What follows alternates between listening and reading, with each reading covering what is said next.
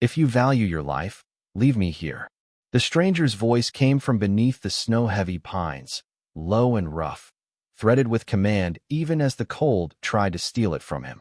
Clara Bennett froze with one hand around her lantern and the other clutching a bundle of winter mint to her chest. She had come into the northern woods after midnight because little Jonah Gray had a fever that would not break, and the only herb that helped grew near the creek where the frost stayed blue even in spring. She had expected darkness. She had expected wind, maybe the distant howl of a patrol wolf beyond the ridge. She had not expected a man in a black cloak collapsed against the roots of an old cedar, silver arrows fixed in the frozen ground around him like a warning no one was meant to survive. Clara should have run. Every sensible part of her told her to turn back toward Willow Creek, toward the smoky cottages and locked doors, and people who would never thank an Omega but would still expect her to bring medicine before dawn. The stranger looked dangerous, even hurt. He was tall, broad-shouldered, dressed in torn northern armor beneath the ruined cloak, his pale face half-shadowed by wet dark hair and falling snow. His eyes, when he lifted them to her, were silver gray and colder than the creek's stones under moonlight. Not frightened, not pleading, angry maybe, proud, certainly. A man who hated being found weak. "I said leave," he warned.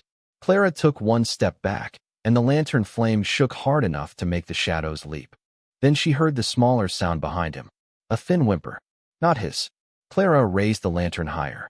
Curled against the stranger's side, half hidden beneath the edge of his cloak, was a young wolf pup with snow caught in its pale fur, trembling but alive. The man had positioned himself between the pup and the open trail, as if whatever danger had followed him mattered less than keeping the small creature warm. Something inside Clara softened despite the fear pressing at her ribs. In Willow Creek, alphas spoke often of strength. They measured it in rank, in volume, in the number of people who stepped aside when they entered a room. But Clara had spent her life near the sickbed, the cradle, the kitchen fire. She knew another kind of strength, the kind that stayed when leaving would be easier. "You protected it," she whispered. The stranger's jaw tightened. "It is not your concern. Pain usually says that when it is afraid of being seen." His eyes sharpened on her, and for one breath Clara wondered if she had gone too far. Omegas were not supposed to speak to strangers like that, especially not strangers who wore armor worth more than her cottage. But the pup whimpered again, and the sound settled the matter. Clara placed the lantern carefully on a flat stone, then opened the small leather pouch at her waist. Inside were clean cloth strips, dried herbs, a tin of pine salve, and the little bone-handled knife she used for roots and stems. Nothing grand, nothing royal. Only the tools of a woman everyone called the cottage Omega because they forgot her name until they needed her hands. "Those arrows are silver," the stranger said. "You touch them, and you may regret it." Clara looked at him then, really looked. Beneath the cold command, beneath the pain he refused to name, he was still shielding the pup with his own body. "Maybe," she said softly, "but if I walk away, I will regret that more." The forest fell silent around them, as if the pines themselves were listening. Snow gathered on Clara's eyelashes. Her fingers trembled as she reached for the first cloth, but her voice stayed gentle.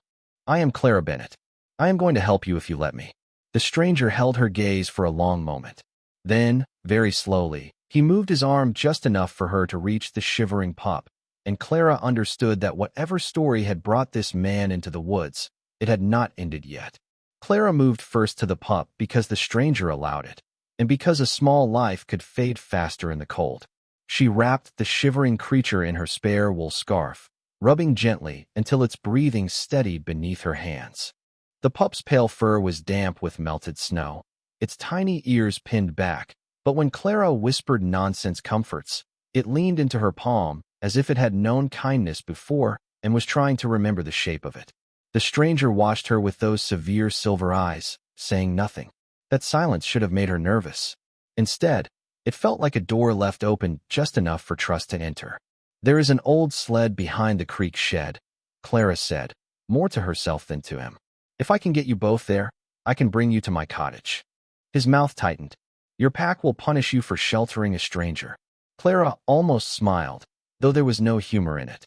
"My pack punishes me for breathing too loudly in rooms where alphas are speaking." The words came out plain, without bitterness, and that seemed to trouble him more than anger would have. Willow Creek had never been cruel in a way outsiders could easily name. There were no chains on Clara's door, no formal decree saying she belonged at the edge of everything. There were only habits. The council held meetings without calling her, then sent for her when someone's child coughed through the night. The official healers dismissed her herb books as old-fashioned, then quietly asked for her salve when their own remedies failed. Serena Hale called her cottage work charming in public and pathetic in private. Victor Hale, the pack alpha, allowed all of it because a useful omega was easiest to control when she believed gratitude was too much to ask for. Clara had learned to live in the space between needed and unwanted. Her cottage sat beyond the last row of homes, where the road bent toward the woods and the snow drifted high against the fence. It was small, with a stone chimney, 2 narrow windows, and shelves packed with labeled jars. Children came there when they were feverish. Elders came there when pride let them admit pain. Hunters came after midnight, faces hidden, asking for poultices they would later claim came from the official infirmary. Clara never refused them, not because they deserved it, because pain did not become less real just because the person carrying it had once looked down on her. The stranger shifted, drawing her attention back to the roots and the silver-tipped arrows half buried in the snow. She did not let herself stare at them too long. "Can you stand?" she asked. "Yes." He tried, and the effort carved a shadow across his face before he mastered it. Clara knew that kind of pride. She had seen it in men who would rather collapse in a hallway than ask an omega for help. "That was not a yes," she said softly. His eyes narrowed. "You speak boldly for someone who should be afraid." "I am afraid."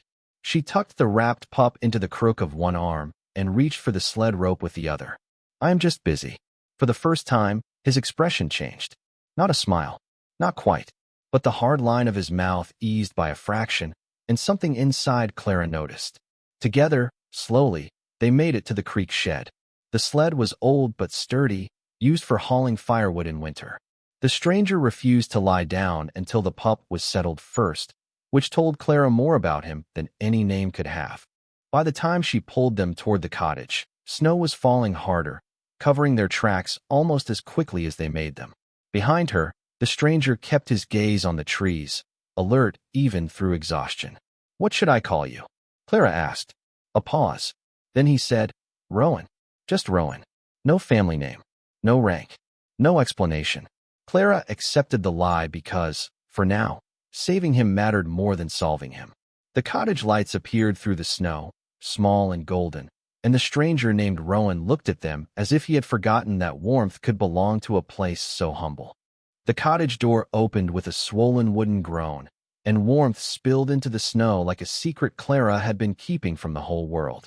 She pulled the sled across the threshold with the last of her strength, then closed the door quickly before the wind could follow them inside. The room was small, almost painfully simple. A narrow bed stood against the far wall, covered with a patched blue quilt. Bundles of dried herbs hung from the rafters. A black iron stove glowed in the corner, filling the air with the scent of cedar smoke, chamomile, and old pine. Shelves lined every wall, crowded with jars, folded cloths, candles, and the careful evidence of a life spent helping people who rarely remembered to be kind. Rowan looked around without speaking. His gaze moved from the herb jars to the clean basin near the stove, to the stack of children's mittens drying on a chair, to the tiny bowl of broth Clara had left warming for Jonah Gray's mother to pick up before sunrise. Something in his expression shifted, not surprise exactly, but recognition of a different kind of battlefield. Clara set the wrapped pup in a basket beside the stove, tucking another cloth around it until its shaking eased. Only then did she turn back to Rowan.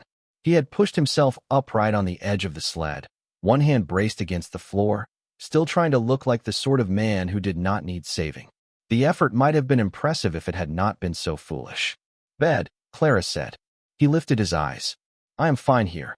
You are not fine anywhere." His mouth tightened, but he obeyed, slowly, and let her guide him to sit on the edge of the narrow bed. It should have made him seem smaller, being placed in her little cottage among quilts and herb smoke, but somehow the room adjusted around him instead. His presence filled the space like a winter storm held behind glass. Clara washed her hands, warmed water in a copper pot, and laid out cloth strips with deliberate care. Work steadied her. It always had. Fear could shout, but routine spoke calmly beneath it. Clean first. Soothe next. Watch the breathing. Keep the hands gentle. She cut away the torn edge of his cloak and the damaged layer of armor beneath, careful to expose only what she needed to treat. Rowan watched her face the entire time, as if measuring whether she would flinch. She did not. Not because she was fearless, but because his pain had already reached her, and once pain had a name inside her, she could not turn from it. Silver like this does not come from common hunters, she murmured, touching the cloth near the arrow shaft without pulling. It was made to find someone specific. Rowan's eyes darkened. Yes. You know who sent them. I know who benefited. Clara paused, meeting his gaze. That is not the same answer. For a moment, the cottage seemed to hold its breath. Then his voice dropped. No, it is not. She should have been intimidated. Instead, she felt the strange steadiness that came when truth entered a room. Clara dipped moon leaf into warm water, added pine salve, and pressed the mixture gently around the silver. The metal gave off a faint cold that did not belong to winter. It made the lamp flame bend away from it. Rowan's hand closed around the edge of the quilt, but he made no sound. You can be hurt, Clara said quietly, before she could stop herself. He looked at her, almost startled. Everyone can. People in Willow Creek forget that when someone is powerful. His gaze stayed on her, sharper now, but not unkind. And you remember? Clara thought of feverish children, aching elders, proud hunters at her door after dark. I have to. No one else remembers for people like me. Rowan was silent for a long moment. Then he said, pain does not become less real because it belongs to someone powerful. Clara looked up. He had repeated her truth back to her, as if it mattered. As if she mattered. The silver arrow loosened beneath her careful hand, and a soft white shimmer gathered at her fingertips. Rowan saw it. So did she. The light was faint, trembling, impossible, but it warmed the cursed metal until the frost around it began to fade. Clara forgot how to breathe. Rowan did not look away from her face. Clara Bennett, he said softly, no longer sounding like a stranger at all. What are you? Clara stared at the pale glow gathering around her fingertips, and for the first time in her life, she did not know whether to hide her hands or trust them. The light was not bright enough to fill the room, but it changed everything it touched. The frost clinging to the silver arrow softened. The harsh cold around the metal eased like winter loosening its grip on a window pane. Rowan's breathing steadied, though his eyes remained fixed on her with an intensity that made the little cottage feel suddenly too small. I am an Omega, Clara said, because it was the only answer she knew. Nothing more. Rowan's gaze dropped to the light, then returned to her face. That is what they told you. The words were quiet, not accusing, but they struck deeper than if he had shouted. Clara pulled her hand back. The glow faded at once, leaving only the oil lamp, the stove, and the soft whimper of the sleeping pup by the fire. People like me do not have rare gifts, she said. We have chores. We have duties. We have names others forget until they need something. Rowan looked toward the shelves of herbs, the folded cloths, the little bowl of broth waiting near the stove. They remembered your hands. Not me. The honesty escaped before she could soften it. For a moment, neither of them spoke. Outside, wind pushed snow against the window in soft white waves. Inside, the cottage held the fragile warmth of two strangers who had stopped pretending not to see each other's wounds. Then Rowan reached for the black ring on his right hand. It had been hidden beneath a torn glove, dull and dark at first glance, but when he turned it toward the fire, a silver wolf appeared etched into the stone. Clara had seen that mark only once before, pressed into red wax on a royal notice delivered to Willow Creek. Her stomach dropped. That is a northern royal seal. Rowan did not deny it. Yes. Clara slowly stood, every lesson of rank and obedience rushing back into her body. You are not just Rowan. His face tightened, not with guilt, but with something heavier. Weariness, maybe. No, the room tilted around her. She thought of his armor, his command, the way danger seemed to orbit him. Who are you? Before he could answer, a sound cut through the storm outside. Hooves in snow. Several of them. Then voices. Male. Close. Clara's heart lurched. Rowan turned his head toward the door, and the softness vanished from his expression. The kingly cold returned before she even knew what to call it. How far is your cellar? He asked. Under the pantry. Can it be hidden? Yes, but you can barely stand. Clara. The way he said her name stopped her panic for one breath. If they find me here, they will not question me. They will take me. A fist struck the cottage door. Not hard enough to break it. Hard enough to remind her who believed they owned the right to enter. Open up, Cottage Omega, Serena Hale called, her voice sweet with poison. Alpha Victor has questions. Clara looked at Rowan, then at the pup asleep by the stove, then at the silver arrow now lying wrapped in cloth on her table. The safe thing would be to open the door, lower her eyes, and let powerful people decide what happened next. She had done the safe thing all her life, and still they had never called her safe. She moved quickly, helping Rowan toward the pantry door. He leaned on her only as much as he had to, his strength held together by pride and will. The hidden cellar opened beneath a loose plank, narrow and shadowed, smelling of dried roots and apples stored for winter. Stay quiet, she whispered. Rowan caught her wrist gently before she could pull away. His touch was cold from the forest, careful despite the urgency. You do not know what you are risking. Clara met his silver eyes. Yes, I do. The knocking came again, louder. She lowered the plank, covered it with the rug and a basket of onions, then went to the front door with her hands still smelling of moonleaf and pine south. When she opened it, Victor Hale stood in the snow with Serena beside him and 4 Willow Creek warriors behind them. Serena's eyes swept over Clara's face, her cottage, the firelight, the second cup on the table. She smiled. Hiding someone, Clara? Clara held the door with one hand, blocking the warmth inside from their hungry eyes. Her voice was calm enough to surprise even herself. Not someone who belongs to you. Victor Hale's eyes narrowed at Clara's answer, and the warriors behind him shifted in the snow as if an Omega's refusal had disturbed the natural order of the world. Serena smiled wider, stepping close enough for the firelight to catch the pearls sewn into her pale cloak. She was beautiful in the way polished ice was beautiful, smooth, bright, and impossible to hold without feeling the cold. Listen to yourself, Serena said. A cottage Omega speaking as if this doorway is a border. Clara kept one hand on the frame. Behind her, the cottage felt suddenly too warm, too full of secrets. The sleeping pup breathed softly by the stove. The wrapped silver arrow lay beneath a folded towel on the table. Under the pantry floor, Rowan remained hidden in the dark with more dignity than most men carried in daylight. This is my home, Clara said. That makes it a border. One of the warriors gave a short laugh, then stopped when Victor raised his hand. The Alpha of Willow Creek looked past Clara into the room, his expression calm in the practiced way of men who were used to obedience arriving before they had to ask twice. A dangerous stranger crossed our territory tonight, Victor said. We have reason to believe he may have come this way. Many things come this way in a storm. Do not play clever with me.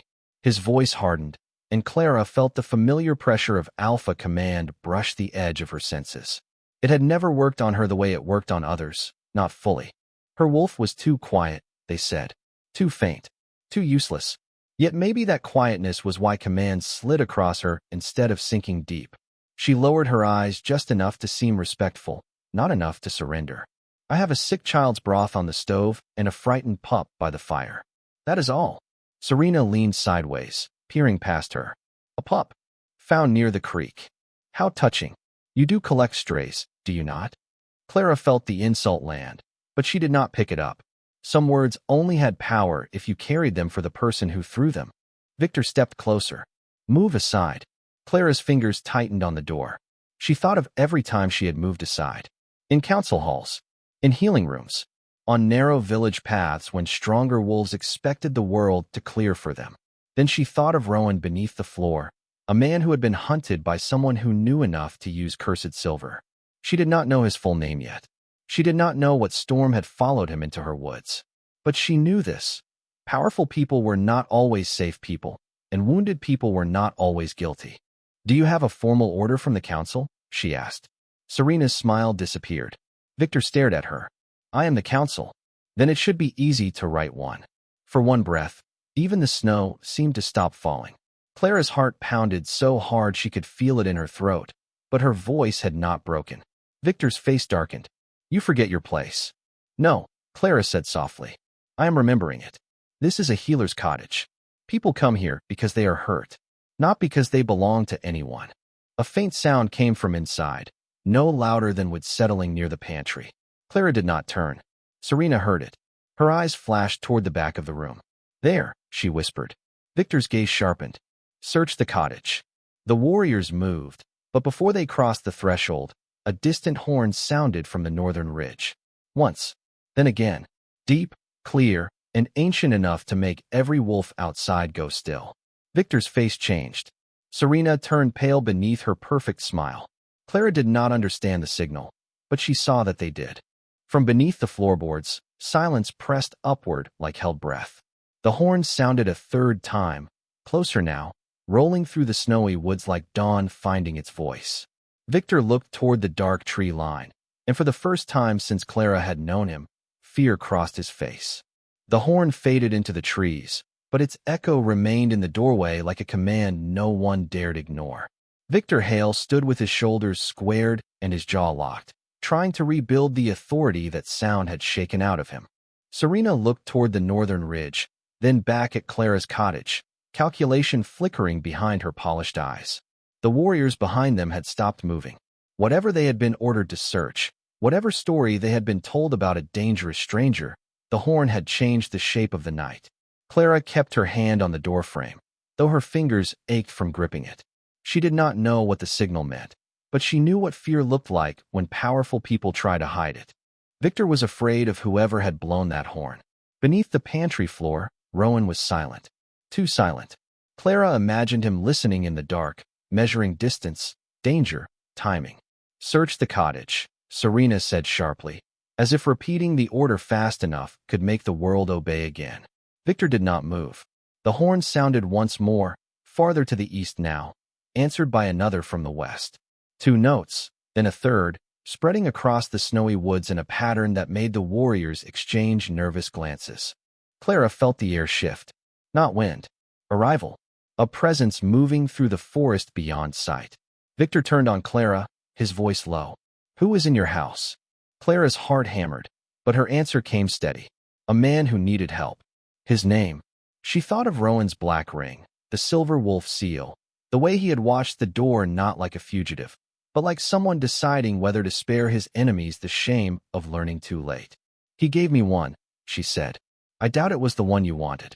Serena stepped forward, anger breaking through her sweetness. You foolish girl. You have no idea what you are protecting. The floor behind Clara creaked softly. This time she did turn. The pantry rug shifted, the basket moved aside, and Rowan rose from the hidden cellar with one hand braced on the frame. He was pale, still marked by the long night, his dark armor torn and his cloak hanging heavy from his shoulders. But the room changed the instant he appeared. The cottage no longer seemed small. It seemed like a throne room that had been waiting to remember itself. Victor went white. Serena's mouth parted, but no sound came. Rowan walked slowly to Clara's side. He did not lean on her now, though she could feel the effort it cost him. His silver eyes passed over the warriors, the open door, the snow beyond, and finally rested on Victor. You were very eager to find me, Rowan said. His voice was quiet, but it carried the weight of northern stone. Now I am here. Victor lowered his head too late. My lord, we believed you were a threat to Willow Creek. Rowan's expression did not change. No, you believed I was alone. Clara felt those words settle over the room. Serena took a small step back. Outside, the tree line darkened with movement. Shapes appeared between the pines, first 10, then 20, then more, all in black northern armor beneath silver wolf banners that caught the first pale edge of dawn. The warriors of Willow Creek stepped away from the door as if the snow beneath them had cracked. Rowan looked at Clara then, and for one heartbeat the cold command in him softened. You stood between me and them without knowing who I was. Clara swallowed. I knew enough. A faint line touched his mouth, almost a smile, almost sorrow. Then he stepped into the snow. The Northern Army reached the cottage clearing as dawn broke over the ridge, and every soldier dropped to one knee before him. The sound was soft, hundreds of knees meeting snow, yet it struck Willow Creek harder than thunder. Clara stood in her doorway, the sleeping pup behind her, herbs on her hands, and finally understood. She had not hidden a stranger from her alpha. She had sheltered the king from traitors. The northern soldiers remained on one knee as the first sunlight reached the cottage clearing, black armor rimmed in gold, silver wolf banners stirring in the cold morning wind. No one from Willow Creek spoke. Not Victor Hale, whose authority had drained from him like warmth from an open door. Not Serena, whose perfect poise had shattered into pale silence. Not the warriors who had come to search a healer's cottage and found themselves standing before the army of the Northern Crown. Clara could not move. Her hands still smelled of pine salve and moonleaf. A strand of hair had slipped loose against her cheek. Her old dress was damp at the hem from the snow, and one sleeve was marked with soot from the stove. She looked nothing like someone who belonged in the center of a royal arrival. Yet Rowan, no, King Rowan Blackwood, stood only a few feet away with every soldier bowed before him, and when he turned, his gaze found her first. "General Ashford," he said. A broad man in dark armor lifted his head. "Your Majesty, secure the clearing. No one leaves Willow Creek until the court has taken statements." Victor stiffened. "Your Majesty, surely that is unnecessary. There has been a misunderstanding." Rowan looked at him, and the temperature of the clearing seemed to drop. "The arrows used against me carried cursed silver. They were fired from inside your border. Your men arrived at this cottage before my own army, using the exact words my attackers used before I fell." His voice did not rise. It did not need to. "That is not misunderstanding. That is pattern." Serena's eyes flicked toward her father. Clara saw it, quick as a startled bird. Fear. Not the fear of being wrongly accused, but the fear of being seen too clearly. General Ashford signaled 2 soldiers forward, calm and formal, not rough, only certain. Victor's mouth tightened, but he said nothing more. Rowan turned back toward Clara. The entire clearing followed his gaze, and suddenly she felt every eye she had spent years avoiding. The pack elders who had dismissed her, the neighbors who came to her door in secret, the official healers who borrowed her remedies and denied her skill. She waited for the old shame to rise. It did, but weaker now, thin against the impossible sight of the king stepping toward her with gratitude in his eyes. "Clara Bennett," he said, speaking her full name before soldiers and pack alike. "You found me when others hoped I would not be found. You sheltered me when doing so placed you at risk. You cared for a helpless pup before asking who I was." His gaze shifted to Victor, then Serena. "And when those with rank demanded entry, you remembered that a healer's door is not owned by fear." Clara's throat tightened. She wanted to look down, but something in Rowan's voice held her upright. "I only did what anyone should have done," she said. "No," Rowan answered. "You did what many had the chance to do, and did not." The words settled over Willow Creek like snow that could not be brushed away. A small sound came from behind Clara. The pup had woken and toddled to the threshold, wrapped in her wool scarf, blinking at the bright morning. One of the northern soldiers bowed his head lower at the sight. Clara noticed, then remembered how Rowan had protected the pup in the woods. "It belongs to you?" she asked softly. Rowan looked at the pup, and the cold command in his face warmed by a fraction. "To my sister's child. Stolen from a royal escort 2 nights ago." The clearing went still again. Clara understood then why he had shielded it with his own body. Not because it was convenient. Because love had pulled rank on survival. Rowan removed the black fur-lined cloak from his shoulders despite the cold and held it out to her. "The North owes you a debt." Clara stared at the cloak, then at him. "I do not want a debt." "Then accept warmth." His voice softened for her alone. Slowly, Clara took the cloak. As it settled over her shoulders, the Northern Army bowed deeper, and Willow Creek watched the cottage Omega become someone no one could ignore. The cloak was far too large for Clara, heavy with northern fur and the scent of snow, cedar, and distant storms. It should have swallowed her whole.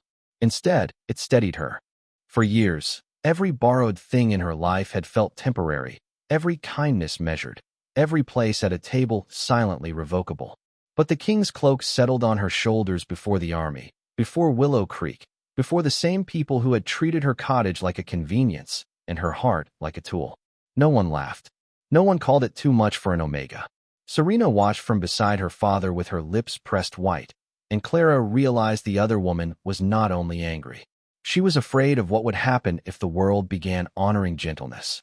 Rowan turned toward General Ashford. "Search the eastern ridge and the Old Watch path. Whoever carried cursed silver through these woods did not work alone." "Yes, Your Majesty." The general rose, signaling a quiet movement through the ranks.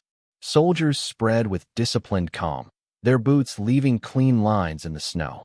No shouting, no chaos, just purpose. Victor tried once more to gather himself. The Crown will regret treating Willow Creek as hostile ground. Rowan's silver eyes returned to him. The Crown regrets that Willow Creek taught an Omega she had to defend mercy against her own Alpha. The words struck harder because they were spoken without anger. Clara felt them move through the crowd, touching places no one wanted opened. Mrs. Gray stood near the back with little Jonah wrapped in a red blanket, his fevered face calmer than it had been hours before because Clara had gone out for winter mint. The old blacksmith kept his eyes lowered. He had come to her cottage last fall with swollen hands and left without paying. Two of the official healers stood together, pale and silent, remembering perhaps how often her remedies had filled the gaps in their pride. Clara wanted to vanish under all that attention. Then the pup nudged her boot, still wrapped in her scarf, and she bent to lift it gently into her arms. The small creature tucked its face beneath her chin, warm and trusting. A murmur passed through the northern soldiers, reverent in a way she did not understand. Rowan did. She saw it in the sudden stillness of his face. "The royal pup does not accept strangers easily," General Ashford said quietly. Clara looked down at the little wolf, startled. "I only kept him warm." Rowan stepped closer, stopping at a respectful distance. "That is why he trusts you." The simple answer opened a space inside her that hurt. She had spent years offering warmth as if it were nothing, because people accepted it that way. Now a king stood before her and called it worthy of trust.